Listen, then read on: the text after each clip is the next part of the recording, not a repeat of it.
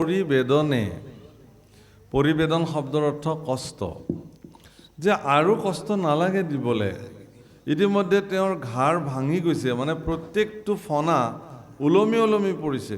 ভগৱান কৃষ্ণৰ ভৰ সহিব নোৱাৰি, নৃত্যৰ ভৰ সহিব নোৱাৰি প্ৰত্যেকডাল ফণা ভাঙি ভাঙি পৰিছে। অন্ততঃ হে প্ৰভু, আমি একো একোগৰাকী পতিব্ৰতা নাৰী, আমাৰ কাৰণে স্বামীয়ে আমাৰ কাৰণে প্ৰাণ। বৰ ডাঙৰ শব্দ এটা ভাগৱতত উল্লেখ কৰিছে যে এগৰাকী পতিব্ৰতা নাৰীৰ কাৰণে স্বামীয়ে তেওঁৰ জীৱনৰ সৰ্বোচ্চ। আমাৰ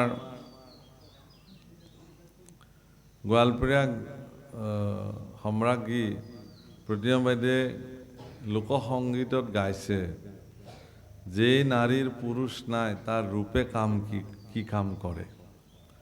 মানে গোৱালপৰীয়া ভাষাত, যে নারীর পুরুষ নাই ও তার রূপে কি কাম করে সখী ও, আরে হায় হস্তির কন্যা রে, খানে খুদয়া নাহায় মাহু তক লাগিয়া হারে। মানে নাৰী এগৰাকী যিমানে সৌন্দৰ্যশালী নহওক কেলে, ভাৰতীয় সমাজ ব্যৱস্থাত এগৰাকী নাৰীৰ কাৰণে শ্ৰেষ্ঠ ভূষণ হ'ল তেওঁৰ স্বামী। সমাজ ব্যৱস্থাত পতি পত্নী, আমাৰ ভাৰতবৰ্ষৰ সমাজ ব্যৱস্থা অনুযায়ী স্বামী স্ত্ৰীক এটা যুগৰ সম্বন্ধ বুলি নধৰে, 7 জনমৰ সম্বন্ধ বুলি ধৰা হয়। সেইকাৰণে কৈছে যে আমি যেহেতু পতিব্ৰতা নাৰী, গতিকে আমাৰ কাৰণে স্বামী মুখ্য প্ৰাণ, আমাক তুমি অনাথ নকৰিবা হে প্ৰভু, এই বুলি প্ৰত্যেকগৰাকী মানে নাগপত্নীয়ে আঁচল পাতি ভগৱান কৃষ্ণৰ পৰা নিজৰ স্বামীৰ প্ৰাণ ভিক্ষা বিচাৰিছে। আৰু ইয়াত লিখিছে, এহি বুলি কান্দয় কৃষ্ণৰ পাৱে পৰি, নয়নৰ পৰা পৰয় আতি লোতক নিগৰি, পতিৰ সন্তাপে প্ৰাণ ফুটি যেন পৰে, স্ত্ৰীৰ কাৰুণ্য কৃপা সম্পজিল বৰে। গতিকে এগৰাকী স্ত্ৰীৰ এনে কাৰুণ্য প্ৰাৰ্থনা দেখি ভগৱান কৃষ্ণৰ হৃদয়ত কৰুণা উপজিলে, দয়া উপজিলে, যে ঠিক আছে বাৰু, কাৰণ তেওঁলোকে যিহেতু প্ৰাৰ্থনাই কৰিলে। কৃষ্ণ দিয়ক। ৰাম বিমূৰ্ছিত কালিকো দেখিয়া কৃষ্ণ দেৱে, অহৰ্বৰগিৰৰ পৰা নামিলন্ত দেৱে, ৰামে ধাতু নামি আইল জিলে কথম কথমপি, অজমৰ পুৰৰ পৰা আইল পুনৰপি।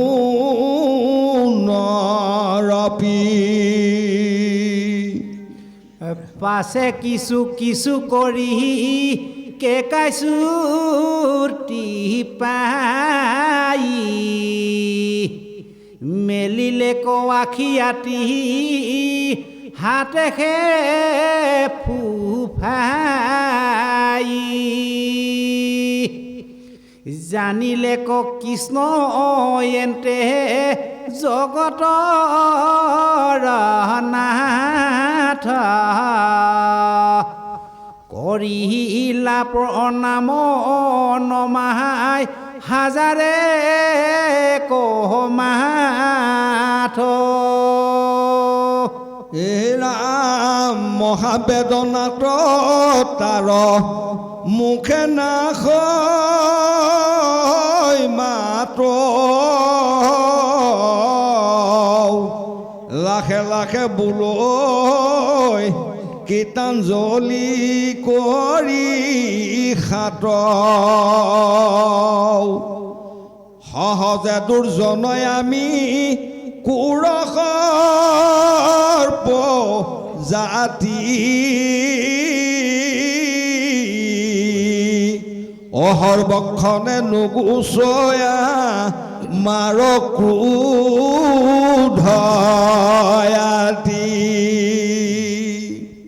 পত্নীসকলৰ একান্ত স্তুতি প্ৰাৰ্থনা শুনি ভগৱান তেওঁলোকৰ প্ৰতি কৰোণাবৰষ হ'ল আৰু ভগৱান কৃষ্ণই তেওঁৰ ফণাৰ পৰা দেও দি পাৰলৈ নামি আহিলে। এই যে গোটেই বিশ্ব ব্ৰহ্মাণ্ডৰ ভাৰ ইমান সময় মূৰত লৈ আছিলে, বৰ ডাঙৰ বোজা এটা মানুহ এজনে যেতিয়া মূৰত লৈ গৈ থাকে আৰু সেই বোজাটো যেতিয়া ক'ৰবাত নিৰ্দিষ্ট জেগাত থৈ দিয়ে, তেতিয়া মানুহজনৰ বৰ ডাঙৰ সকাহ এটা আহে।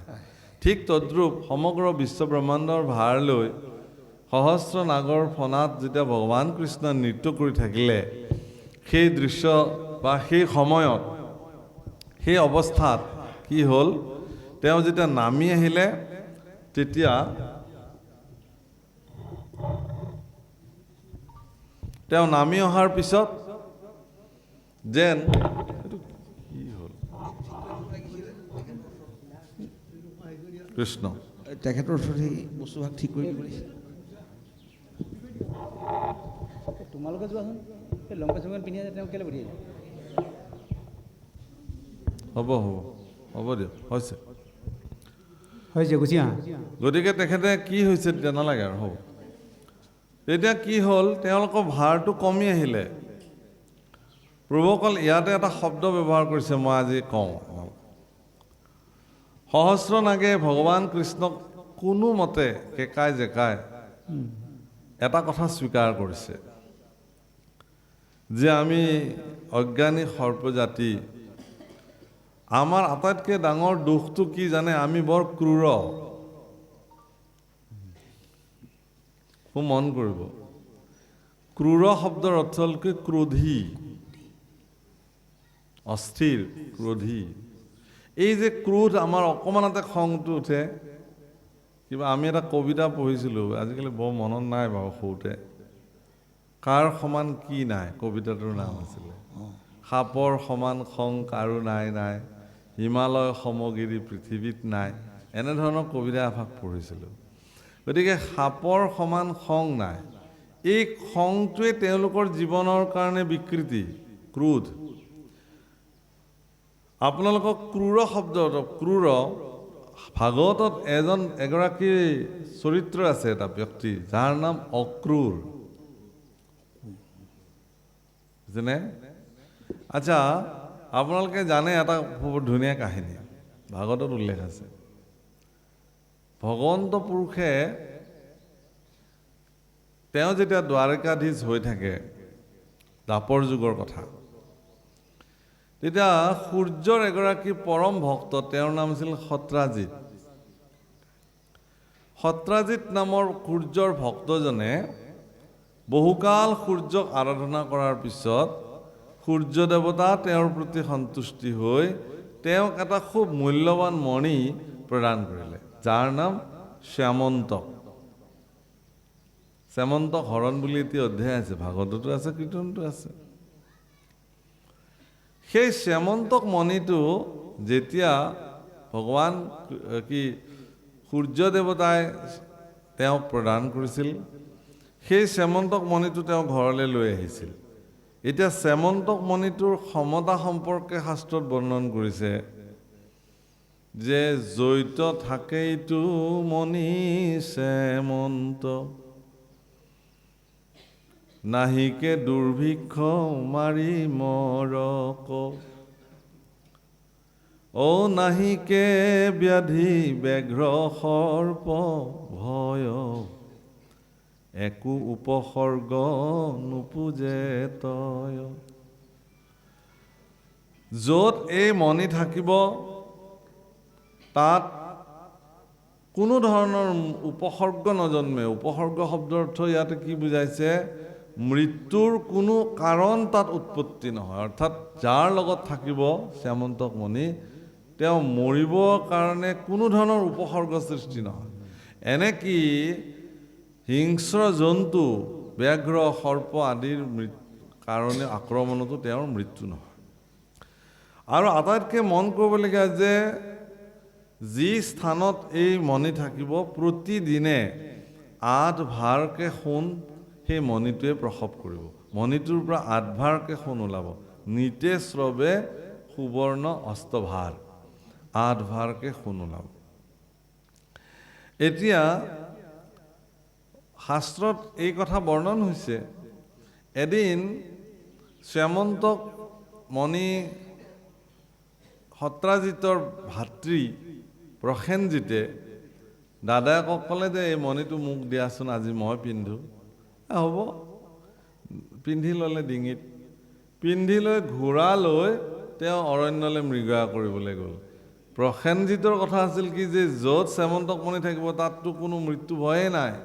গতিকে তেওঁ উদণ্ডতাৰে তেওঁ অৰণ্যলৈ চিকাৰ কৰিবলৈ গ'ল। কিন্তু তাত এটা ঘটনা ঘটিল কি, দেখি সিংহে তাকো নখে বিদাৰি, ঘোঁৰায়ে সহিতে পেলাইলা মাৰি। মানে তেওঁক ঘোঁৰাৰ সহিতে সিংহই মাৰি পেলালে।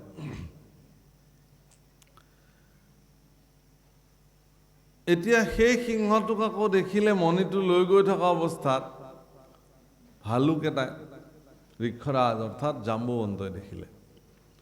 জাম্বুৱন্তৰ লগত আকৌ সিংহৰ যুদ্ধ হ'ল। সিংহক মাৰি সেই জাম্বুৱন্তই মণিটো লৈ নিজৰ গুহালৈকে লৈ গ'ল। নি আৰু তেওঁ দেখিছে ধুনীয়া মণি এটা, নিজৰ জীয়েক জাম্বুৱতীক তেওঁ এইটো খেলিবলৈ দিছে, তই এইটো খেলি থাক। ধুনীয়া বস্তু এটা পালে আমি ল'ৰা ছোৱালীক যে আনি দিওঁ, তেওঁ ইমান মূল্যৱান সূৰ্যৰ মণি শ্যামন্তক তেওঁ নুবুজিলে আৰু নিজৰ ছোৱালীজনীক খেলিবলৈ দিলে, তেওঁ ৰাখি থ'লে। ইতিমধ্যে সেই মণিটোৰ কথা যেতিয়া সমস্ত ভাৰতবৰ্ষত পৰিব্যাপ্ত হৈছিল, দ্বাৰিকাধীশ ভগৱান কৃষ্ণই এই বাৰ্তাটো পোৱাৰ পিছত এদিন সত্ৰাজিতক সুধিবলৈ আহিছিল যে হে সত্ৰাজিত, তোমাৰ হাতত যদি এই মণিটো থাকে, এই মণিটোৱে তোমাক এদিন অহংকাৰী কৰি তুলিব। দৰাচলতে এই মণিটোৰ অধিকাৰী মইহে, মোৰ হাতত দিয়া। সত্ৰাজিতে বোলে কেলে দিম, এইটো মই প্ৰাপ্ত কৰিছোঁ সূৰ্যৰ পৰা, তোমাক কেলে দিম। নিদিলা সত্ৰাজিতে গহ কৰি। মই আজি এই কথাখিনি এইকাৰণে কৈছোঁ যে আৰম্ভণিতে মই এটা কথা কৈছিলোঁ যে মানুহৰ জীৱনত যেতিয়া কিবা এটা বস্তু প্ৰাপ্তি হয়, সেই প্ৰাপ্তিটোৰ ফলত তেওঁৰ যাতে অহংকাৰ সৃষ্টি নহয়, ভগৱান ইয়াৰ কাৰণে সচেষ্ট হয়। সত্ৰাজিতৰ প্ৰতি ভগৱান কৃষ্ণ কৃপাশীল হৈ গ'ল যে সত্ৰাজিতৰ হাতত এইটো থাকিলে সত্ৰাজিতৰ কাৰণে এইটো অহংকাৰৰ পৰিণাম হ'ব। সেইকাৰণে তেওঁ কি কৰিলে, সত্ৰাজিতক সেই অহংকাৰ কুণ্ডৰ পৰা বচাবৰ কাৰণে তেওঁ নিজে আহিলে। কিন্তু সত্ৰাজিতে অহংকাৰ কৰি নিদিলে। এতিয়া যিহেতু তেওঁৰ ভায়েকে সেইটো মানে কি কৰিলে, লৈ গৈ তেওঁ নিজে মৰি থাকিলে, এই কলংকটো ভগৱান কৃষ্ণলৈ গুচি গ'ল। কেনেকে? খুজি নপাই ভাইক মাৰি মণি নীলা হৰি। ভগৱান দ্বাৰিকাধীশ কৃষ্ণই মোৰ মোক খুজিবলৈ আহিলে, মই নিদিলোঁ। মোৰ ভাইটিৰ হাতত পাই ভাইটিক মাৰিলে, মাৰি মণিটো ভগৱান কৃষ্ণই লৈ গ'ল। গতিকে ভগৱান কৃষ্ণ, দৈৱকীনন্দন কৃষ্ণ, দ্বাৰিকাধীশ কৃষ্ণৰ জীৱনত এটা কলংক আহি গ'ল যে তেওঁ খুজি নাপাই পেলাই মাৰি পেলাই লৈ গুচি গ'ল। প্ৰভু, অকল বদনাম আৰু কলংক আমি মানুহবিলাকে যে পাই থাকোঁ, আমিতো বাদেই দিয়ক, স্বয়ং ভগৱান কৃষ্ণ নৰৰূপ ধৰি আহি তেওঁ কলংকৰ পৰা বাচি যাব পৰা নাই। আৰু আপুনি মই কোন কুটা? স্বয়ং কৃষ্ণকে মানুহে কলংক দিয়ে। কৃষ্ণটো বেলেগ কথা, দাপৰ যুগত, কলি যুগত মহাপুৰুষ শ্ৰীমন্ত শংকৰদেৱ গুৰুজনাকো মানুহে কলংক প্ৰদান কৰিছে। মহাপুৰুষ শ্ৰীমন্ত শংকৰদেৱ গুৰুজনাৰ বিয়োগৰ পিছত, বৈকুণ্ঠীৰ পিছত আইৰ কালিন্দীৰ অৱস্থা নাইকিয়া হৈ গ'ল। আইৰ কালিন্দীৰ জীৱনত বৰ আহুকাল সৃষ্টি হৈ গ'ল। মহাপুৰুষৰ ধৰ্মপত্নী, দ্বিতীয় ধৰ্মপত্নী। গতিকে মাধৱ পুৰুষে আই কালিন্দীক গুৰু পত্নী হিচাপে মাতৃবৎ তেওঁৰ শুশ্ৰূষা কৰিলে। তেওঁৰ স্বাস্থ্য বেয়া হৈ গ'ল, বৃদ্ধ অৱস্থা হ'ল। তেওঁক খোৱা ধোৱা, দিয়া থোৱা, শুশ্ৰূষা, মানে মই সৰু উদাহৰণ এটা দিওঁ। যেতিয়া পাটবাউসীত থাকে আই কালিন্দী, তেতিয়া পাটবাউসীৰ কাষেৰে যিটো নৈ বৈ গৈছে জান, তাৰ আগত কিছুমান মানুহে মাছ মাৰে। সেই মাছ মাৰিলে একদম ৰাতিপুৱাই মাছ মাৰে কাৰণে পানীটো ঘেলা হৈ খোদালি দিয়ে নহয়, পানীটো লেতেৰা পানী আহে।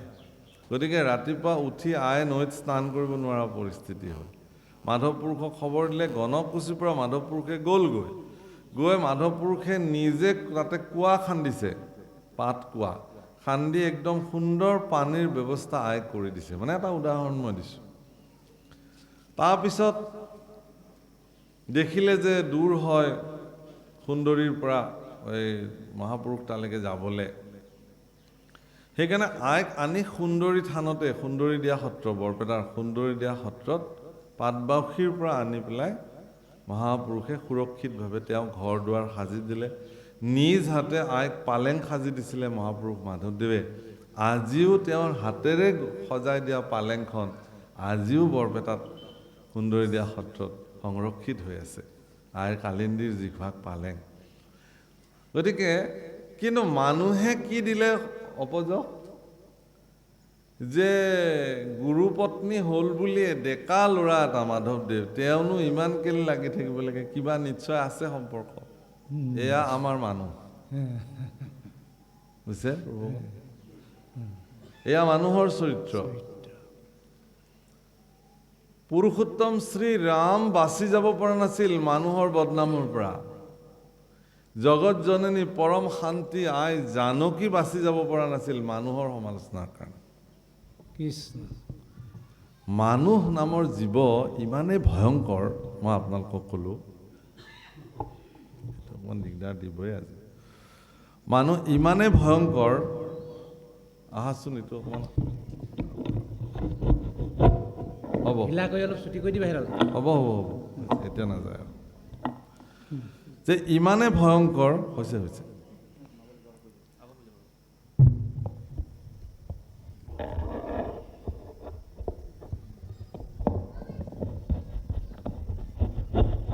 ইফালে নিদিবা, তুমি বুজি পোৱা নাই কথাটো, তাৰ বেলেঞ্চ। ছুটি কৰি দিয়া হেৰাল, ছুটি কৰি দিয়া। কৃষ্ণ। মই মাজে মাজে মানুহটো অকণমান কঁকাল বিষায় কাৰণে ইফাল কৰি আছো, উঠাই ল'ব লাগে। এইটো আৰু তুমি ফিক্স কৰি থৈ গ'লে কেনেকৈ হ'ল? কৃষ্ণ। তে প্ৰভুসকল, কৃষ্ণ। মই ক'ব খুজিছোঁ কোনটো, যে কলংকৰ পৰা হাত সাৰিব আপুনি নোৱাৰে। এগৰাকী মহান পুৰুষে লিখি থৈ গৈছে এটা বাণী, যে তুমি বৰফৰ দৰে শুভ্ৰ আৰু নিষ্কলংক হ'লেও কেতিয়াও নিন্দাৰ পৰা তুমি হাত সাৰিব নোৱাৰা। কি বুলি কৈছে? আপুনি যদি বৰফৰ দৰে শুভ্ৰ আৰু নিষ্কলংকও হয়, তথাপিও আপুনি মানুহৰ নিন্দাৰ পৰা হাত সাৰিব নোৱাৰে। কাৰণ এজন মানুহে এবাৰ এগৰাকী খুব শক্তিশালী গুৰু, মলুক পীঠাধীশ্বৰ, আচলতে তেওঁ পৰম শক্তিশালী গুৰু আছিলে। এজন ব্যক্তি আহিলে তেওঁৰ পৰা আশীৰ্বাদ ল'বলৈ, বোলে মোৰ ল'ৰাটোৰ ভাল হওক, মোৰ অমুকৰ ভাল হওক, মোৰ পত্নীৰ মনটো ভাল হওক, মোৰ ওচৰ চুবুৰীয়াৰ মন ভাল হওক, আপুনি আশীৰ্বাদ কৰক। বোলে কেলৈ আশীৰ্বাদ কৰিম? তুমি নিজৰ মনটো ঠিক কৰিবলৈ আগতে আশীৰ্বাদ লোৱা, তেতিয়া আশীৰ্বাদটো দিম। অৰ্থাৎ মই নিজে ঠিক হ'ব লাগিব, তাৰপিছত মই আনৰ কথা ভাবিব পাৰিম। গতিকে কৃষ্ণকো কলংক প্ৰদান কৰিলে প্ৰভুসকল, যে তেওঁ মাৰি পেলাই লৈ গ'ল। এটা হত্যাৰ কলংক ভগৱান কৃষ্ণক যেন প্ৰদান কৰিলে। তো ভগৱান কৃষ্ণই বোলে না, মই এই কলংকটোতো মোচন কৰিব লাগিব, সেই বুলি তেওঁ বিচাৰি গ'ল অৰণ্যলৈ। গৈ দেখে যে প্ৰসেনজিৎ মৰি আছে, ঘোঁৰাটো মৰি আছে। কিছু দূৰ গৈ দেখিলে যে সিংহ এটা মৰি আছে, সিংহই মাৰিছে, যুদ্ধ হৈছে সিংহৰ লগত, সিংহও মৰি আছে। সিংহৰ লগত আকৌ ভালুকৰ যুদ্ধ হৈছে, ভালুকৰ খোজ বিচাৰি বিচাৰি গৈ তেওঁ গুহা এটাৰ সন্মুখ পালে, আৰু সেই গুহাৰ ভিতৰত তেওঁ প্ৰৱেশ কৰি ভালুকক দেখিলে আৰু ঋষৰাজ জাম্বুবন্তক দেখিলে, আৰু জাম্বুবন্তৰ লগত তেওঁৰ যুদ্ধ হ'ল। 28 দিন যুদ্ধ হৈছে, ভাগৱতত লিখিছে। গতিকে 28 দিন যুদ্ধৰ অন্তত সৰ্বশৰীৰ বিষ যন্ত্ৰণাৰে জৰ্জৰ হৈ জাম্বুবন্তই ভগৱান শ্ৰীকৃষ্ণৰ চৰণত পৰি প্ৰণাম জনাই কৈছে যে হে প্ৰভু তুমি মোৰ প্ৰভু ৰাম হ'ব লাগিব, কাৰণ মোক ৰামৰ বাহিৰে পৃথিৱীত কোনো এজন পুৰুষ নাই যিজনে মোক পৰাস্ত কৰিব পাৰে। তেতিয়া ভগৱান শ্ৰীকৃষ্ণই ক'লে এৰা হয় মই সেইজন। বোলে প্ৰভু মোৰ এটা নিবেদন প্ৰাৰ্থনা কি যে মই আজি প্ৰভুক নেদেখা আজি এটা যুগ হৈ গ'ল, তেতাৰ যুগতে প্ৰভুক শ্ৰীমুখ দৰ্শন কৰিছিলোঁ, গতিকে তুমি মোক এবাৰ মোৰ প্ৰভুৰ ৰূপটো দেখুৱাই দিয়া। ভগৱান শ্ৰীকৃষ্ণই গুহাৰ ভিতৰতে নিজৰ ৰামচন্দ্ৰৰ স্বৰূপ অলপ সময়ৰ কাৰণে দেখুৱাইছে, ভক্তক সন্তুষ্টি কৰাইছে। পৰম সন্তুষ্টিৰে তেওঁৰ নিজৰ তুলনীয়া কন্যা জাম্বুৱতীক ভগৱান কৃষ্ণৰ লগত বিবাহ দিছে আৰু যৌতুক স্বৰূপে সেই মণিটোকে প্ৰদান কৰিছে। ভগৱান কৃষ্ণই জাম্বুৱতীক লৈ ঘৰলৈ আহিছে আৰু সেই মণিটো তেওঁ সত্ৰাজিতক প্ৰদান কৰিছে। সত্ৰাজিতে বোলে এইটো মোৰ আৰু এইটোত অধিকাৰ নাই প্ৰভু, তোমাৰ ক্ষমতাটো মই বুজি পালোঁ, কাৰণ এইটো মোৰ লগত থাকিলে এনেকুৱা আহুকাল হৈয়ে থাকিব। আজি প্ৰসেনজিৎ মৰিছে, কাইলৈ আকৌ মোৰ ল'ৰা যাব, কোনোবা যাব, গতিকে এইবোৰ মই ৰাখিব খোজা নাই, তোমাকে মই অৰ্পণ কৰিলোঁ। ভগৱান কৃষ্ণ কৈছে মোক আৰু নালাগে, মই তোমাৰ বস্তু তোমাক খুজিব আহিছিলোঁ, তুমি নিদিলা, গতিকে তুমি এইটো লোৱা। নিজৰ জীয়েকক বিয়া দিছে, দি তেওঁ সেইটো উপহাৰ দিছে। তেতিয়া ভগৱানে কৈছে যে ঠিক আছে বাৰু, কিন্তু পৰৱৰ্তী সময়ত সেই মণিটো, মই সেই কথাটোৰ কাৰণে বিষয়টো আনিছিলোঁ, সেই মণিটো শ্যামন্তক মণিটো কাৰ হাতত থাকিলে জানে? অক্ৰূৰৰ হাতত থাকিলে। আচলতে শ্যামন্তক মণিটোৰ শব্দটো হ'ল নাম, ঈশ্বৰৰ নাম। শ্যাম অন্ত, য'ত ভগৱান কৃষ্ণ সমাহিত হৈ থাকে। গতিকে সেই নাম বস্তু, ভগৱানৰ অমৃত চৰিত্ৰ, সেইবোৰ কাৰ হাতত থাকে? অক্ৰূৰৰ হাততহে থাকে। আপুনি যিদিনাখন অক্ৰূৰ হ'ব সেইদিনাখন আপোনাৰ তাত থাকিব। সেইকাৰণে অক্ৰূৰ ভগৱানে অক্ৰূৰক দিছিলে। আজি ইয়াতো কৈছে যে আমি ক্ৰোধী, কৈছে যে হে ভগৱান আমিবিলাক অত্যন্ত ক্ৰোধী আৰু আমি ক্ৰূৰতাৰ কাৰণে আজি মোৰ জীৱনত এইটো হ'ল, আৰু তুমি মোক ইয়াৰ পৰা কৃপা কৰা। সৰ্বক্ষণে নুগুচে আমাৰো ক্ৰোধ হাতী। ইয়াৰ পৰা শিক্ষা কি? যে ক্ৰোধ, আপুনি ক্ৰোধ পৰৱশ হ'ব নালাগে। ক্ৰোধটো চব মানুহৰে আছে, লোভ মোহ কাম ক্ৰোধ মদ মাৎসৰ্য, এইকেইটাক বিকৃতি বুলি কৈছে মানুহৰ জীৱনত, দুখ। এইবিলাক বিষয় আক্ৰোশ বুলি কৈছে। গতিকে ক্ৰোধ পৰৱশ, আপুনি আপোনাৰ দৈনন্দিন জীৱনত যদি ক্ৰোধক আপুনি নিয়ন্ত্ৰিত কৰিব নোৱাৰে, তেতিয়াহ'লে কিন্তু সেই ক্ৰোধে আপোনাক এই বিপদত পেলাব। আৰু হয়ো ক্ৰোধেই মানুহক বিপদত পেলায়। আপুনি চাব, আপোনাৰ যেতিয়া ক্ৰোধ উঠিব, খং উঠিব, এজন ব্যক্তিৰ যেতিয়া ক্ৰোধ উঠে তেতিয়া তেওঁ হিতাহিত জ্ঞান হেৰুৱাই পেলায়, অৰ্থাৎ সুস্থিৰভাৱে ভাবিব পৰাৰ ক্ষমতাটো তেওঁৰ নাইকিয়া হৈ যায় সেইখিনি সময়ত।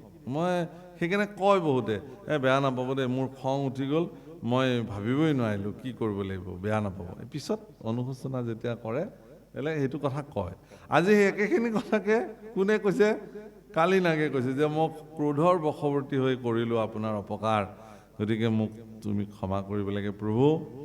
মই কোনটো কথা কৈছে, এটা কথা চাব, আমাৰ মহাপুৰুষে বাশাস্ত্ৰত লিখিছে, লোভ মোহ কাম ক্ৰোধ বিষয় আক্ৰোশে নোচোয় মূৰ ভকতক একো দুখে। চাব, যেতিয়া লোভ মোহ কাম ক্ৰোধ বিষয় আক্ৰোশে নোচোয় মূৰ ভকতকে একো দুখে বুলি ক'লে, এদিন এজন ভকতে, এনেকৈ গুৰুজনাই শাস্ত্ৰৰ কথা কৈ থাকোঁতে এজন ভকতে পলমকৈ আহিলে। গুৰুজনাই বোলে তুমি পলম কৰিলা যে? বোলে মই অকণমান এই মৎস্য ধৰিছিলোঁ খাবলৈ বুলি, সেইকাৰণে এনেকুৱা কথা কৈছে। কৈছে তুমি সন্ত পুৰুষ হৈ ভকত হৈ পেলাই আকৌ কি মৎস্য ভোজন কৰা? কৈছে বোলে আপুনিয়ে লিখিছে নহয় প্ৰভু গুৰুজন, লোভ মোহ কাম ক্ৰোধ বিষয় আক্ৰোশে নোচয় মোৰ ভকতক একো দুখে। গতিকে মোৰ মাছ খাবলৈ লোভ উপজিছে, এই লোভে মোকতো একো কৰিব নোৱাৰে নহয়, কাৰণ মইতো ভকত হৈছোঁ। আপুনিয়ে লিখিছে নহয়, লোভ মোহ কাম ক্ৰোধ বিষয় আক্ৰোশে নোচোৱা মোৰ ভকতক চুবই নোৱাৰে এইবিলাক দুখে। গুৰুজনাই বোলে সৰ্বনাশ, মাধৱ পুৰুষক বোলে লৈ আহাচোন পুথিখন, ক'ত এইখন লিখিলোঁ মই, আৰু কলমটো লৈ আহিবা। বোলে কি কৰে? বোলে এইটো কাটি থৈ যাওঁ, কাৰণ পিছত নহ'লে এইটোক অজুহাত দি পেলাই মানুহটো তাৰমানে এনেকুৱা অদ্ভুত জীৱ, নিজৰ স্বাৰ্থৰ কাৰণে মানুহে যিকোনো সাং ৰচনা কৰিব পাৰে, এইটো মানুহৰ নিয়ম। গতিকে মানুহে কৰে এইবিলাক।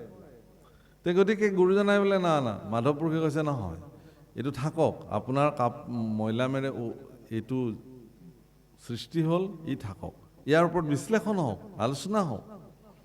দৰাচলতে কি ক'লে যে লোভ মোহ কাম ক্ৰোধ বিষয় আক্ৰোশে নোচোয় মোৰ ভকতক একো দুখে। আচলতে লোভ মোহ কাম ক্ৰোধ এইবিলাক একো একোটা দুখ মানুহৰ জীৱনত, দুখ। মোৰ যদি অত্যাধিক ক্ৰোধ আছে এইটো মোৰ দুখ, মোৰ যদি অত্যাধিক লোভ জন্ম হৈছে এইটো মোৰ কাৰণে দুখ। এনেধৰণৰ সামাজিক বিকাৰবিলাক, শাৰীৰিক বিকাৰবিলাক, দুখবিলাকে মোৰ ভক্তসকলৰ শৰীৰ স্পৰ্শই নকৰে। অৰ্থাৎ মোৰ ভক্তসকলৰ হৃদয়ত লোভৰ উৎপত্তিয়ে নহয়, ক্ৰোধৰ উৎপত্তিয়ে নহয়, মোহৰ উৎপত্তিয়ে নহয়, হ'ব নোৱাৰে। সেইটোহে লিখিছিল গুৰুজনাই। আৰু ওলটা বুজিলি ৰাম, বেলেগ বুজিলে। এবাৰ মই আপোনাক কৈছোঁ যে বিশ্বামিত্ৰ, দুৰ্বাসা এইবিলাক এখেতলোকৰ অত্যন্ত ক্ৰোধী ঋষি, চবে জানে এই কথাটো। কিন্তু এওঁলোকৰ ক্ৰোধ যিটো, বিশেষকৈ বিশ্বামিত্ৰৰ যি ক্ৰোধ, সেই ক্ৰোধক দোষ বুলি কোৱা নাই কিন্তু শাস্ত্ৰই। মাৰ্কেণ্ড পুৰাণ আদি পুৰাণসমূহত এইটো গুণ বুলি, বিশিষ্ট গুণ বুলি কৈছে, যে এইটো গুণ তেওঁলোকৰ। বিশ্বামিত্ৰৰ জীৱনৰ এইটো এটা গুণ, ক্ৰোধ। আচ্ছা, বিশ্বামিত্ৰৰ জীৱনত ক্ৰোধ গুণ হ'ল, আৰু মোৰ ঋজু পাঠকৰ জীৱনৰ ক্ৰোধটো দোষ হ'ব কেনেকৈ? এইকাৰণে যে ঋজু পাঠকে ক্ৰোধক নিয়ন্ত্ৰিত কৰিব নাজানে, আমিবিলাকে ক্ৰোধক নিয়ন্ত্ৰণ কৰিব নাজানো, বিশ্বামিত্ৰই কিন্তু ক্ৰোধক নিয়ন্ত্ৰিত কৰিব জানে। অৰ্থাৎ ক্ৰোধে বিশ্বামিত্ৰৰ মতে চলিব লাগিব, বিশ্বামিত্ৰই ক্ৰোধৰ মতে নচলে। আমি কিন্তু ক্ৰোধৰ মতে চলো, মোৰ মতে ক্ৰোধ নচলে। খুব মন কৰিবলগীয়া সমাজত প্ৰভুসকল, আইসকল, এইবিলাক কথা ল'ৰা ছোৱালীবিলাকক শিকাব লাগে, একদম সৰুৰ পৰাই শিকাব লাগে। শুনা, তুমি ক্ৰোধৰ বশৱৰ্তী নহ'বা। আটাইতকৈ ডাঙৰ কথা হ'ল কি যে গীতাত লিখিছে যে তুমি মনৰ দাস হ'বলৈ নাযাবা, মনক তোমাৰ দাস কৰিবা।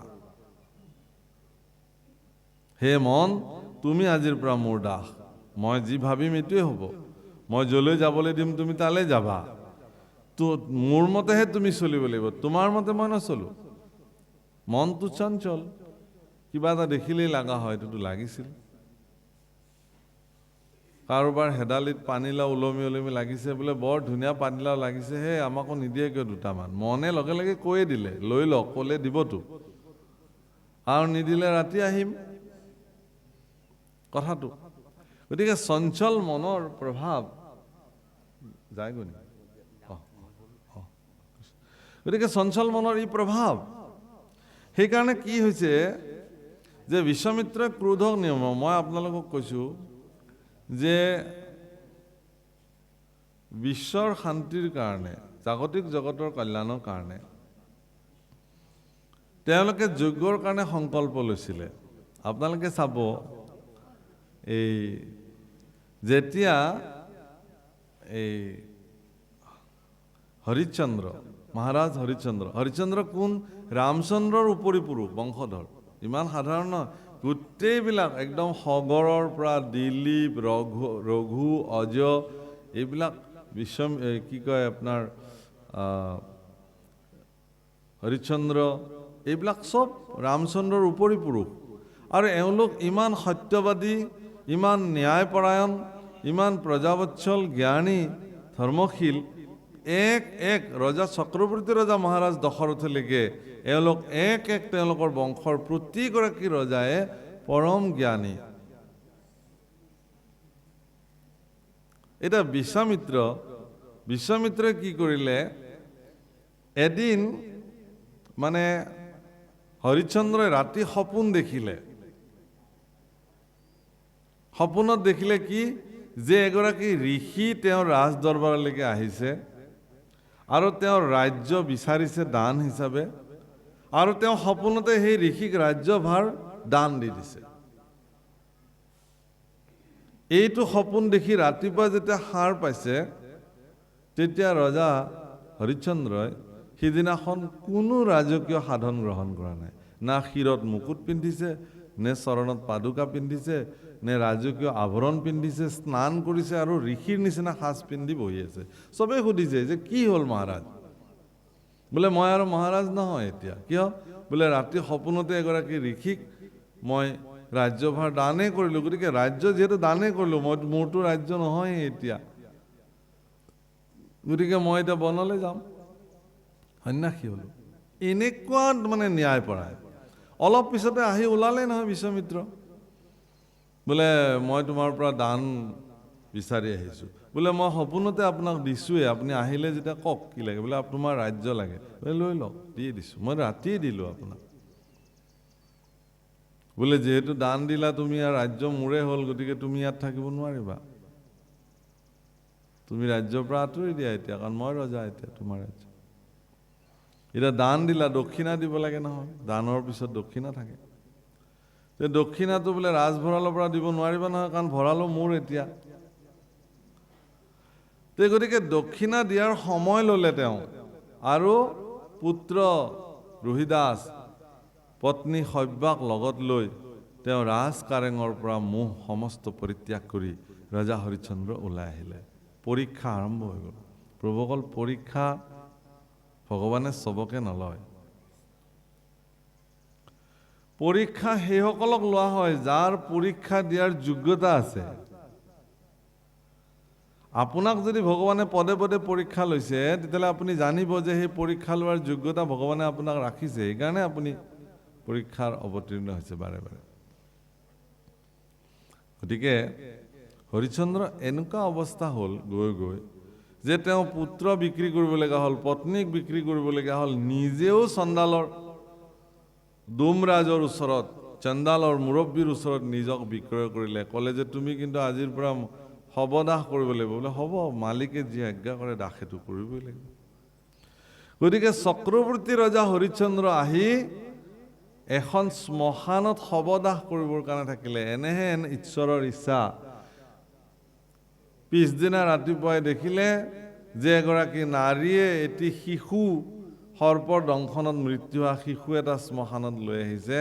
হৰিশ্চন্দ্ৰই দেখিলে যে তেওঁৰ পুত্ৰই সেইটো ৰোহিদাস, আৰু পত্নীগৰাকী বেলেগ নহয়, তেওঁৰে ধৰ্মপত্নী মহাৰাণী সব্যা, যাৰ গাত ফটা চিটা কাপোৰ, শাৰীখনো মানে ভাল নহয়। কিন্তু ইমানেই ন্যায়পৰায়ণ, ইমানেই সত্যবাদী, ইমানেই তেওঁ নীতি, তেওঁ সব্যাক কৈছিলে যে হে দেৱী, তোমাৰ পুত্ৰক যদি মই ইয়াতে দাহন কৰিব লাগে, তেতিয়াহ'লে শ্মশানৰ যিটো কৰ টেক্স দিব লাগে, সেইটো তুমি মোক দিব লাগিব। সব্যাই কৈছে হ'ব মহাৰাজ, আৰু বহুত হৈ গ'ল, আৰু কিমান তুমি কি কৰা? তোমাৰ পুত্ৰ তুমি চিনি পোৱা নাই নেকি ৰোহিদাসক? মই তোমাৰ পত্নী সব্যা, মোক তুমি চিনি পোৱা নাই নেকি মহাৰাজ? কৈছে চিনি পাইছোঁ, কিন্তু মই কৰ্তব্যত বন্দী, বাক্যত বন্দী, কাৰণ মই কোনোবা মালিকৰ অধীনৰ এজন কৰ্মচাৰীহে, দাস। আজি মোৰ এইখন শ্মশান মোৰ নহয়। ইয়াৰ যিটো শ্মশানৰ যিটো নিয়ম, সেইটো নিয়ম পালিবই লাগিব। বাৰাণসীত আজিও বিশ্বনাথ মন্দিৰৰ ঘাটত আপোনালোকে গ'লে দেখিব, যিখন শ্মশান য'ত শৱ দাহ হোৱাটো মহাপুণ্য বুলি ধৰা হয়, সেই শ্মশানখনৰ নাম আজিও হৰিশ্চন্দ্ৰ শ্মশান। য'ত মৰিবলৈ মানুহ যায়, যে সেই শ্মশানত যদি দাহ হৈ যায় জীৱন মুক্ত হৈ যায় বুলি কয়। কাশীত মৰিলে মানুহ মুখ্যপ্ৰাপ্তি হয় পোনে পোনে, এই বুলি বিশ্বাস আছে। গতিকে সেই ৰজা হৰিশ্চন্দ্ৰই যেতিয়া ক'লে টেক্স দিব লাগিব, তেতিয়া সব্যাই ক'লে যে মোৰ হাতত একোৱেইটো নাই, এই পিন্ধি থকা শাৰীখনৰ বাহিৰে আৰু একো নাই, গতিকে মই মোৰ শাৰীখনৰ এটা আঁচল ছিঙি পেলাই তোমাক টেক্স হিচাপে মই শ্মশানৰ টেক্স হিচাপে কিবা এটাতো দিব লাগিব, দিয়া, তাকেই দিয়া।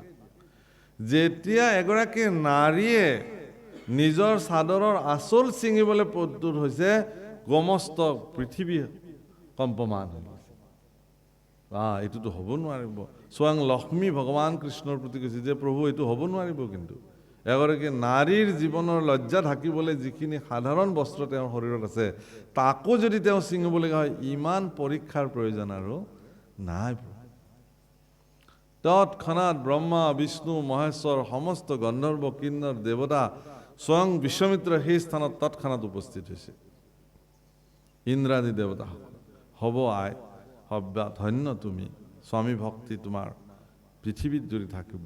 ধন্য হে ৰাজা হৰিশ্চন্দ্ৰ, তোমাৰ সত্যবাদিতা নিষ্ঠাৰ প্ৰতি আমি সমস্ত দেৱকুল ব্ৰহ্মা বিষ্ণু মহেশ্বৰ সকলো আজি তোমাৰ ওচৰত আমি নতশিৰ, যে এইটো কাললৈকে খ্যাতি থাকিব যে সত্যক ৰক্ষা কৰিবৰ কাৰণে নিজৰ পত্নী পুত্ৰক বিক্ৰী কৰিব পাৰে, নিজক বিক্ৰী কৰি চণ্ডাল হ'ব পাৰে, ইয়াতকৈ আৰু কি হ'ব পাৰে। বিশ্বমিত্ৰ কৈছে হে ৰাজন, এইবিলাক একো নহয়, এইবিলাক চব মোৰেই চলনা আছিলে তোমাক পৰীক্ষা কৰিবৰ কাৰণে। এতিয়াও তোমাৰ ৰাজ্য সুৰক্ষিত হৈ আছে, আজিও তুমি ৰজা, তুমি নিজৰ স্থানলৈ গুচি যোৱা, পুনঃ আগৰ নিচিনাকৈ তুমি ৰাজভাৰ চলোৱা। তোমাৰ সত্য আৰু নিষ্ঠা জগতত প্ৰতিষ্ঠা হ'বৰ কাৰণেহে এইটো কৰা হ'ল। বিশ্বমিত্ৰই যে হৰিশ্চন্দ্ৰক পৰীক্ষা ল'বলৈ ইমানখিনি মানে কৰিলে, তাৰ কাৰণে ব্ৰহ্মাদেৱৰ ক্ৰোধ আহিলে। ব্ৰহ্মাই ক'লে যে যা, মই তোক অভিশাপ দিলোঁ, তই তোৰ জীৱনত আজিৰ পৰা যি যজ্ঞ কৰাৰ সংকল্প নোলোৱা কিয়, কোনো যজ্ঞ পূৰ্ণাহুতি হ'ব নোৱাৰিব, তুমি সফল হ'ব নোৱাৰিবা, যা। যে প্ৰভু এইটো কি মোৰ উপহাৰ নেকি? এইটো মইতো তোমালোকৰ কাৰণে পৰীক্ষাটো কৰিলোঁ হৰিশ্চন্দ্ৰক, তাৰ পৰিণাম মই এইটো ভোগ কৰিলোঁ নেকি? ভগৱান কৃষ্ণৰ চৰণস্তুতি কৰিলে ভগৱান কৃষ্ণই ক'লে হ'ব, যি হ'ব হ'ব বাৰু, তাৰে সমিধান ব্ৰহ্মাই দিব তোমাক। ব্ৰহ্মাই ক'লে যে ভগৱান শ্ৰী হৰি পৃথিৱীত যিদিনাখন শ্ৰীৰাম স্বৰূপে উৎপত্তি হ'ব, আৱিৰ্ভাৱ হ'ব, সিদিনাখন ৰামচন্দ্ৰৰ কৃপাত তোমাৰ যজ্ঞ পূৰ্ণাংগ সম্পাদিত হ'ব, অন্যথা নহয়। গতিকে সিদিনাখনৰ পৰা বিশ্বমিত্ৰই যিমান যজ্ঞ সংকল্প কৰিছে, কোনো যজ্ঞৰ পূৰ্ণাহুতি সম্পূৰ্ণ হোৱা নাই। ত্ৰেতাৰ যুগত বিশ্বমিত্ৰই যজ্ঞ কৰিছে, যজ্ঞৰ পূৰ্ণাহুতিৰ সময়তে মাৰিচ আৰু সুবাহী আদি কৰি 60,000 মানে ৰাক্ষসে আহি সেই যজ্ঞ কুণ্ড তছনছ কৰি দিছে। সদায় কৰে এইটো কাম। শেষত তেওঁৰ শিষ্য উপশিষ্যসকলে বিশ্বমিত্ৰক ক'লে যে গুৰুদেৱ, তুমিতো এগৰাকী অস্ত্ৰবিদ, তুমিতো যুদ্ধত নিপুণ, গতিকে এই ৰাক্ষসবোৰ যে বাৰে বাৰে আহি আহি আমাৰ যজ্ঞবিলাক বিনষ্ট কৰে, তুমি দেখোন অস্ত্ৰ প্ৰয়োগ কৰি এওঁলোকক নিধন কৰিব পাৰা, কেলে নকৰা? তেতিয়া বিশ্বমিত্ৰই কৈছে যে শুনা, যদি মই অসুৰবিলাকক মাৰিবই লাগে, তেতিয়াহ'লে মোৰ ক্ৰোধ আহিব লাগিব প্ৰথমতে। যদি মোৰ ক্ৰোধ আহি যায়, এই যে যজ্ঞ সম্পাদিত কৰাৰ সংকল্প মই লৈছোঁ, এই সংকল্প মোৰ বিনষ্ট হৈ যাব। সেইকাৰণে ক্ৰোধক মই আহিব দিব নোৱাৰোঁ, এতিয়া নিয়ন্ত্ৰিত কৰি ৰখা হৈছে। মই এই কথাটোকে কৈছিলোঁ, ক্ৰূৰতা। বিশ্বমিত্ৰৰ প্ৰচণ্ড ক্ৰোধ আছে, কিন্তু তেওঁ ক্ৰোধক নিয়ন্ত্ৰিত কৰি ৰাখিছে। ভগৱান শ্ৰীৰামচন্দ্ৰৰ ওচৰলৈকে যেতিয়া গুৰুকুলৰ পৰা সম্পূৰ্ণ বিদ্যা, আচলতে ভাৰতবৰ্ষৰ ব্যৱস্থা মই আপোনালোকক কওঁ, ভাৰতবৰ্ষৰ শিশুসকলক গুৰুকুলত যে থৈছিলে শিক্ষা গ্ৰহণ কৰিবৰ কাৰণে, তাত কেৱল বিদ্যা অধ্যয়নৰ কাৰণে ৰখা নাছিলে। এজন গুৰুকুলত শিক্ষা গ্ৰহণ কৰা শিষ্যই বিদ্যা, পুথিগত বিদ্যা, আধ্যাত্মিক জীৱনশৈলীৰ চৰ্চা, কৃষি কাৰ্যৰ চৰ্চা, ব্যৱসায় বাণিজ্যৰ চৰ্চা, ৰাজনৈতিক চৰ্চা, কূটনৈতিক চৰ্চা, এনেকি প্ৰতিজন শিশুকে সম্পূৰ্ণ ধনু গদা আদি অস্ত্ৰৰ শিক্ষা গুৰুসকলে আশ্ৰমত প্ৰদান কৰিছে।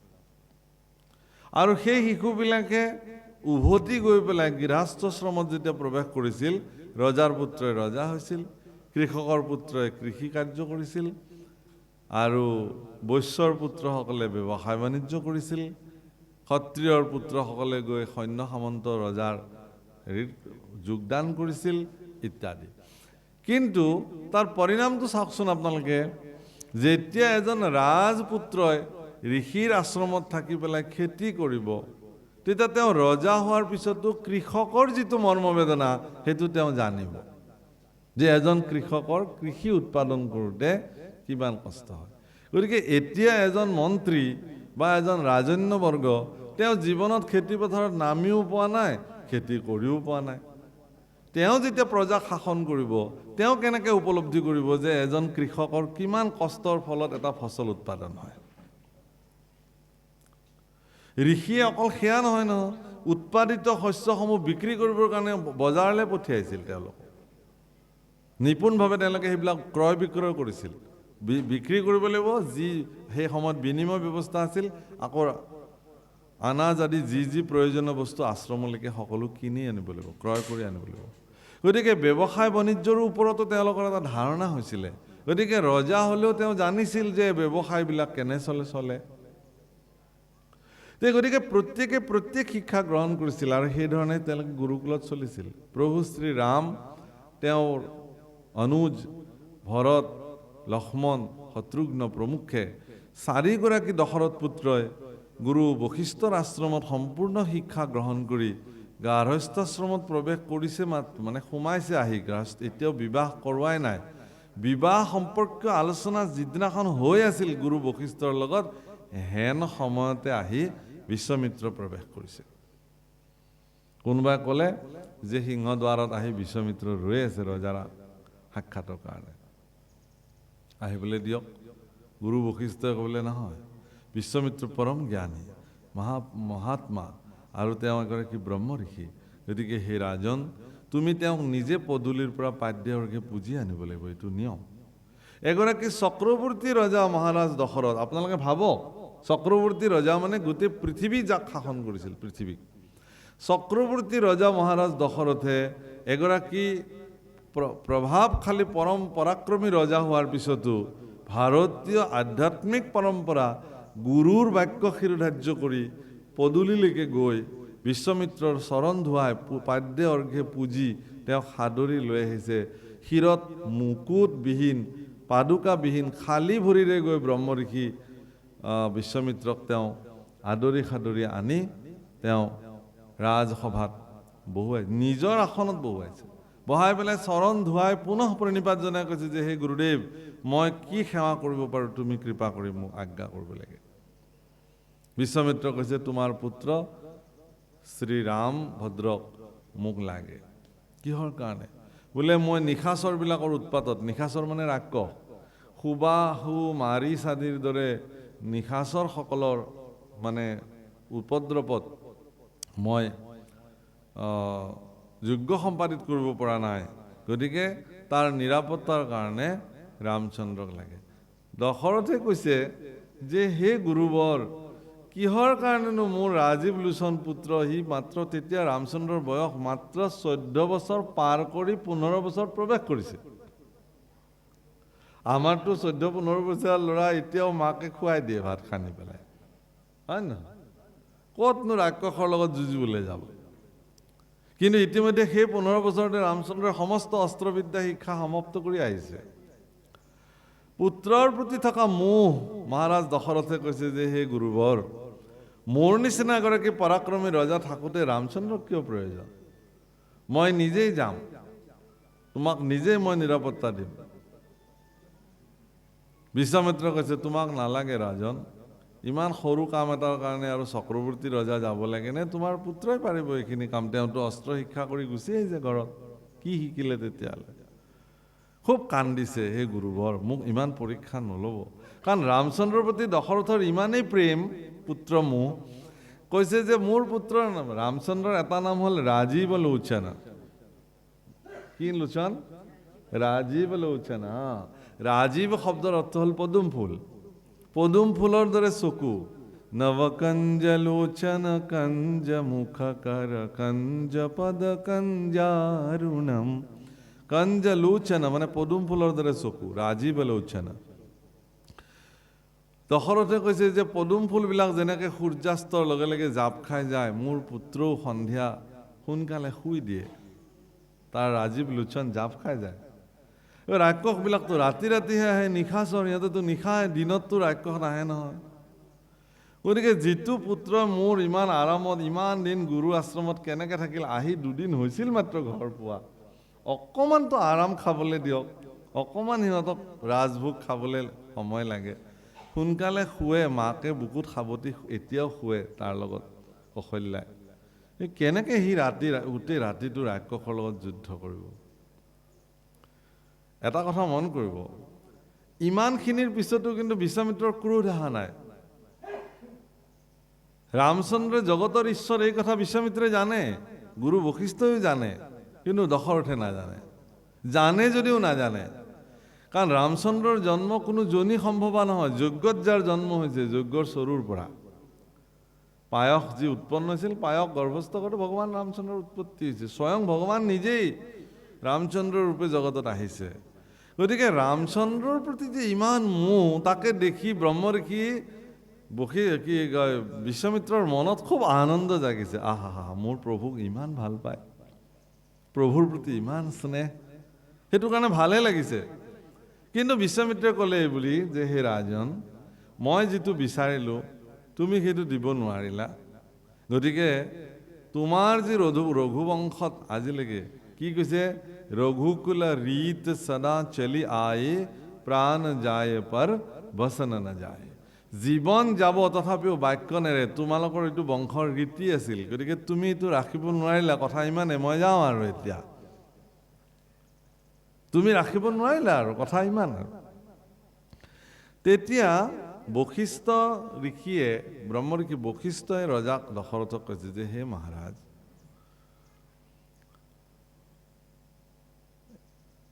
মানে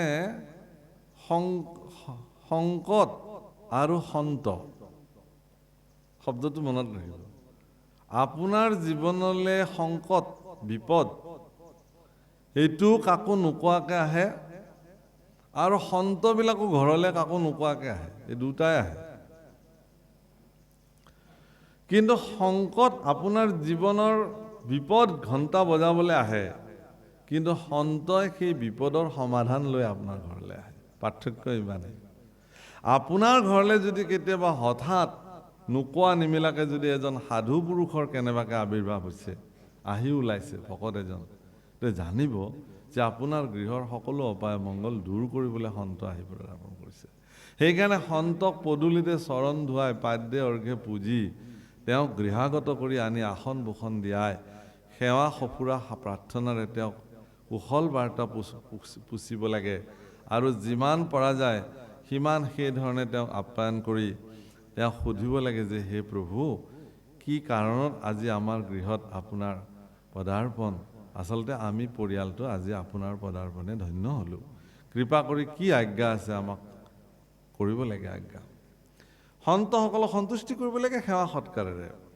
এতিয়া বশিষ্ঠই ক'লে হে ৰাজন, তোমাৰ ঘৰলৈতো সন্ত মহাত্মা বিশ্বামিত্ৰ আহিছে, গতিকে তোমাৰ মনত যিটো বৰ্তমান সংকট বুলি তুমি ভাবি আছা যে ৰামচন্দ্ৰক বিবাহ কৰোৱাব লাগে, ইতিমধ্যে কৌশল্যাই কৈ থৈ দিছে দশৰথক যে মোৰ পুত্ৰ অৰ্থাৎ ৰামচন্দ্ৰটো বিশ্বৰ ভিতৰত আটাইতকৈ সৰ্বাংগ সুন্দৰ পুৰুষ, কিন্তু কৌশল্যাই কৈছে যে হে মহাৰাজ, আপুনি মোৰ পুত্ৰৰ কাৰণে এগৰাকী বোৱাৰী বিচাৰক, কিন্তু সাৱধান, মনত ৰাখিব, মোৰ পুত্ৰতকৈ যদি কোনো গুণে কম বোৱাৰী এগৰাকী যদি তুমি আনা, তেতিয়াহ'লে কিন্তু বিপদ হ'ব।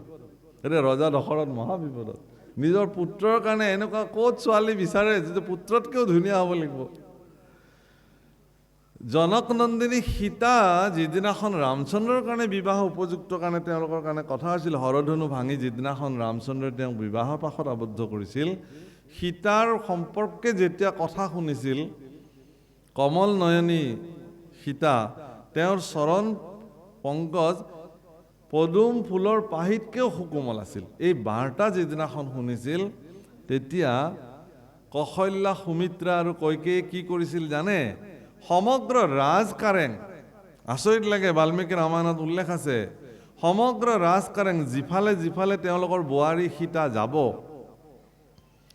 সেইফালে সেইফালে পদুম ফুল, পূৰ্ণ বিকশিত পদুম ফুলৰ ওপৰত যিখিনি ৰেণু থাকে, হালধীয়া হালধীয়া, বগা বগা, সেই ৰেণুবিলাক পাৰি পাৰি থৈ দিছিল যাতে সীতাৰ সুকোমল চৰণে কষ্ট নাপায়। এগৰাকী শাহুৰ বোৱাৰীৰ প্ৰতি হেৰি চাওক, ভাৰতবৰ্ষৰ ঘটনা কৰিছিলে, সেইধৰণে আয়োজন কৰিছিলে। এটা সংকল্প লৈছিলে এখন যজ্ঞ কৰাৰ কাৰণে, আৰু সেই সংকল্পত গুৰু বশিষ্ঠই কৈছিলে যে এগৰাকী অক্ষয় বন্তি জ্বলাব লাগিব, আৰু সেই অক্ষয় বন্তিগৰাকী ৰাজনন্দিনী সীতাই সেই অক্ষয় বন্তিগৰাকীৰ দায়িত্ব ল'ব লাগিব। তেওঁ তেল শেষ হ'লে, ঘি শেষ হ'লে দিব লাগিব, শলিতা আগবঢ়াই দিব লাগিব, এইখিনি দায়িত্ব তেওঁ ল'ব লাগিব যজ্ঞ যেতিয়ালৈকে শেষ নহয়। ৰামচন্দ্ৰই ক'লে হ'ব, দশৰথেও ক'লে হ'ব, কৌশল্যাই ক'লে কেনেকৈ হ'ব? যি হয় তাকে হ'ব, ৰাজ্য য'ত ভাঙি চিঙি যায়, নষ্ট হয়, কোপত পৰে, যি হ'ব, তথাপিও মোৰ বোৱাৰীক মই এই অক্ষয় বন্তিগৰাকীৰ তাপত তাপিত হ'বৰ কাৰণে দিব নোৱাৰোঁ। ইমান মৰম, ইমান স্নেহ শাহুৰ বোৱাৰীৰ প্ৰতি। মই এনেই কোৱা নাই এইখিনি কথা, সমাজলৈ মই এই বাৰ্তাটো এনেই এৰা নাই। গতিকে এয়া আমাৰ সমাজত প্ৰবৃত্তি। বাৰু যিয়ে নহওক, ৰামচন্দ্ৰক ক'লে, এই বিশ্বামিত্ৰই ক'লে দশৰথক যে হে মহাৰাজ, এই যে বিশ্বামিত্ৰ আহিছে তেওঁ আচলতে এটা শুভ বাৰ্তা লৈ আহিছে, আপুনি নিশ্চিন্ত থাকক। ৰামচন্দ্ৰৰ কল্যাণৰ কাৰণে তেওঁ আহিছে, মানে ৰঘুবৰ হিতাৰ্থে, ৰঘুকুল শিৰোমণি ৰামচন্দ্ৰৰ হিতৰ কাৰণে তেওঁ আহিছে। তেওঁ ৰামচন্দ্ৰ দি দিছে, পিছত দিছে বাৰু, বুকুত শিল থৈ পুত্ৰক আগবঢ়াই দিছে, লক্ষ্মণো লগত গৈছে। কিন্তু ৰামচন্দ্ৰৰ যিটো পাৰদৰ্শিতা, বাহুবল, পৰাক্ৰম, সেইটো মানুহে দেখিছে। মাৰিচ সুবাহুক যি ধৰণে নিধন বা দমন কৰিব লাগে ৰামচন্দ্ৰই কৰিছে, তাৰকাক বধ কৰিছে। তাৰকা যেতিয়া খেদি আহিছিল, এগৰাকী নাৰীক বধ কৰিব নে নকৰিব ৰামচন্দ্ৰ শংকিত হৈছিল। তেতিয়া বিশ্বামিত্ৰই কৈছিল যে হে ৰাম, ৰঘুকুল শিৰোমণি ৰামভদ্ৰ, এইজনী নাৰী নহয়, দেখাতহে নাৰী। ৬০,০০০ মাতংগ হস্তীৰ সমান বাহুবল এওঁৰ হাতত আছে। কিমান গো বধ কৰিছে এতিয়ালৈকে হিচাপ নাই, কিমান ঋষিৰ মুণ্ড ছেদন কৰিছে তাৰ কোনো হিচাপ নাই, কিমান লাখ লাখ যজ্ঞ তেওঁ বিনষ্ট কৰিছে তাৰ কোনো লেখ নাই। গতিকে তুমি চিন্তা কৰিব নালাগে, তুমি তেওঁক নিধন কৰা। গুৰু আজ্ঞা লৈ তাৰকাক বধ কৰিছে ৰামচন্দ্ৰ।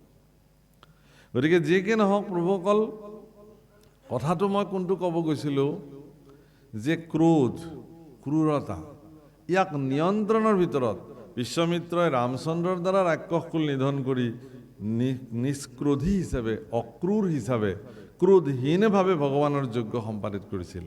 আপুনিও যেতিয়ালৈকে ক্ৰোধক নিজৰ নিয়ন্ত্ৰণত ৰাখিব নোৱাৰে, ঈশ্বৰ ভক্তি কৰাটো ইমান সহজ নহয়। ক্ৰোধী লোকে ভগৱান বুজিব নোৱাৰে। বাৰু যিয়ে নহওক, আগবাঢ়ক প্ৰভুসকল, তাৰ পৰা অকণমান